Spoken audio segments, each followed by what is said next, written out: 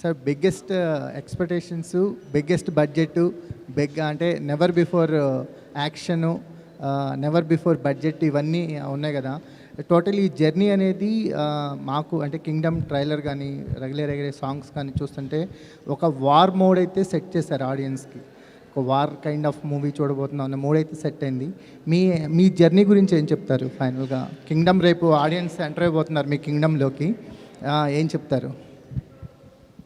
ముందుగా అందరికీ నమస్కారం. ఈ ప్రెస్ మీట్ లైవ్ చూస్తున్న వాళ్ళందరికీ నమస్కారం. అండ్ మీరంతా చూస్తున్నారు జర్నీ స్టార్టింగ్ నుంచి.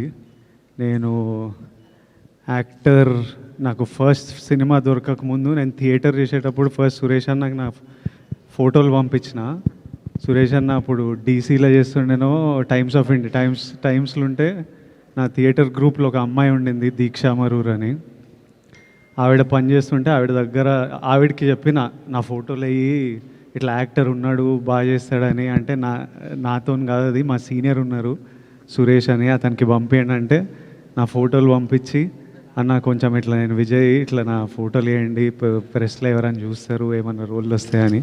అక్కడి నుంచి మీరందరూ నా జర్నీ చూస్తున్నారు. అండ్ ఈరోజు ఇక్కడ కూర్చొని ఈ 2 రోజులు చాలా కేయాటిక్ ఉంటాయి. సినిమా రిలీజ్ ముందు రోజు, సినిమా రిలీజ్ రోజు ఫోన్ మోగుతుంటుంది, బెస్ట్ విషెస్ అని, పనులు, టీమ్స్, డైరెక్టరు, ప్రొడ్యూసరు, ఇంటర్వ్యూలు, ఏం జరుగుతుంది రేపు అనే ఒక ఈ 2 days ఎట్లయినా చాలా కేయాటిక్ ఉంటుంది. కానీ ఫస్ట్ టైం ఈరోజు నేను కొంచెం కామ్గా కంటెంట్గా ఉన్నా. నిన్న రాత్రి లాస్ట్ 2-3 yearsలో ఎన్నో స్లీప్లెస్ నైట్స్ ఉండింటాయి నాకు.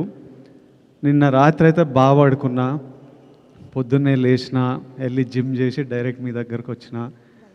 ఇలా కంటెంట్ సాటిస్ఫైడ్ ఉన్నా అంటే ఇదంతా